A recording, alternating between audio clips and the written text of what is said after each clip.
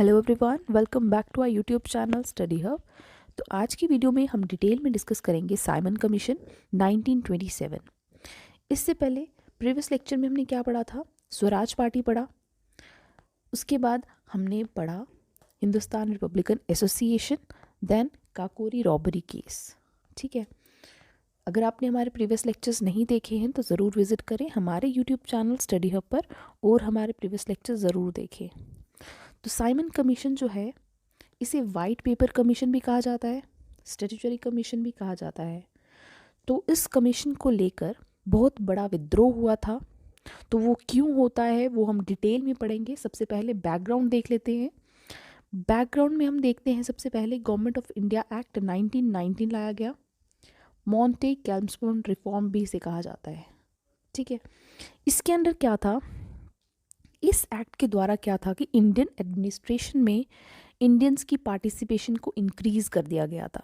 ठीक है, तो इस गवर्नमेंट ऑफ इंडिया एक्ट के अंडर क्या प्रोविजन था कि हर 10 साल के बाद एक कमीशन जो है वो अपॉइंट किया जाएगा। ठीक है, उसके बाद अपॉइंट किया जाएगा एक कमीशन को हर 10 साल के बाद। क्यों अपॉइंट किया जाएगा? इन्वेस्टिगेट करने के लिए जो भी ज़रूरत है कॉन्स्टिट्यूशनल रिफॉर्म्स लाने की।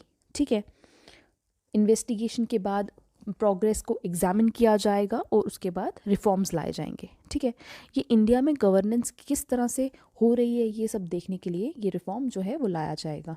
ठीक है, according to the Government of India Act 1919 commission जो है वो अपॉइंट किया जाना था आफ्टर 10 ईयर्स, मतलब कि 1929। जबकि जो कमीशन है वो सेटअप हो जाता है 1927 में। तो इंडियंस जो है इसके लिए प्रिपेयर भी नहीं थे। तो होता किसके अंडर है? लॉर्ड बिरकनहेड जो कि सेक्रेटरी ऑफ द स्टेट होते हैं। और हेड कौन होते हैं, चेयरमैन कौन बनते हैं? Sir John Simon. 7 members commission में होता है। 7 मेंबर्स कमीशन में ब्रिटिश पार्लियामेंट के अलग अलग पॉलिटिकल पार्टीज के मेंबर्स होते हैं, बट कि इंडियंस कोई भी नहीं होता है। जबकि गवर्नमेंट ऑफ इंडिया एक्ट 1919 में इंडियन एडमिनिस्ट्रेशन में इंडियंस की पार्टिसिपेशन को इंक्रीज कर दिया गया था। ठीक है, जबकि यहाँ पे इस कमीशन में कोई भी इंडियन नहीं था। इस वजह से इंडियंस आईएनसी और बाकी अदर पॉलिटिकल पार्टीज जो थी वो इसके खिलाफ थी। ठीक है, होता क्या है, इंडियंस जो हैं उनको अपने राइट्स नहीं मिल रहे थे। इस वजह से भी जो थे इंडियंस वो अगेंस्ट थे इसके साइमन कमीशन के।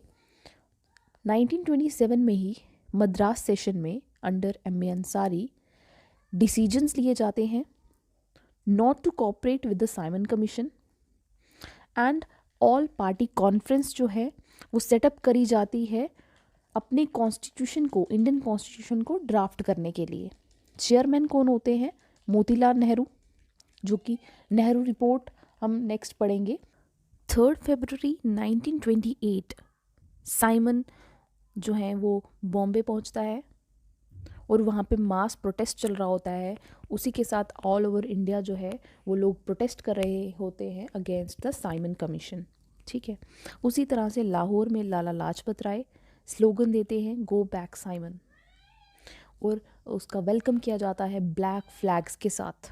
ठीक है, बॉम्बे के साथ साथ लाहौर में और ऑल ओवर इंडिया जो है जो प्रोटेस्ट जो है वो चल रहा होता है, जहाँ पे लाठी चार्ज में लाला लाजपत राय को लग जाती है और जिस वजह से उनकी डेथ हो जाती है 17 नवंबर 1928 में। ठीक है, तो यहाँ पे पुलिस हेड होते हैं जॉन स्कॉट, जो कि ऑर्डर देते हैं लाठी चार्ज का, वहाँ पे लाला लाजपत राय को लग जाती है। ठीक है, उसके बाद Hindustan socialist Republican association 1928 young leader सामने आते हैं against the anti Simon agitation. Hindustan Republican association बनाई गई कानपुर में और हिंदुस्तान सोशलिस्ट रिपब्लिकन एसोसिएशन बनाई गई दिल्ली में फिरोज शाह कोटला। स्टेडियम का नाम क्या है? मोहम्मद बिन तुगलक। अभी उसका नाम चेंज करके अरुण जेटली स्टेडियम कर दिया गया है। ठीक है, इसमें क्या था आगे? Hindustan socialist Republican association plan करते हैं मारने की जेम्स स्कॉट को ब्रिटिश पुलिस एट लाहौर, जिस वजह से जिनकी ऑर्डर्स देने के बाद जो लाला लाजपत राय हैं उनकी डेथ हो जाती है, to avenge the killing of Lala Lajpat Rai. जिसके बाद भगत सिंह और राजगुरु जो हैं वो मार देते हैं जॉन सॉन्डर्स को। 8 अप्रैल 1929 में Hindustan socialist Republican association central legislative assembly को में बॉम्ब लगा देते हैं और चंद्रशेखर आज़ाद और बी के दत्त द्वारा ये सब होता है और इन्हें अरेस्ट कर दिया जाता है। स्लोगन दिया जाता है वहाँ पे इनकलाब जिंदाबाद का। 1931 में भगत सिंह, राजगुरु, सुखदेव को हैंग कर दिया जाता है टिल डेथ। ठीक है, उसके बाद 27 फरवरी 1931 चंद्रशेखर आज़ाद जो हैं इन्हें भी पता है ये खुद को मार देते हैं अल्फ्रेड पार्क इलाहाबाद में। और गांधी जी HRA को कहते हैं cult of bomb in young India. ठीक है, तो नेक्स्ट लेक्चर में हम पढ़ेंगे नेहरू रिपोर्ट। आज के लेक्चर को यहीं पे एंड करते हैं। अगर आपको हमारे लेक्चर्स पसंद आ रहे हैं, अगर आप इंजॉय कर रहे हैं तो लाइक शेयर सब्सक्राइब ज़रूर करें हमारे चैनल को।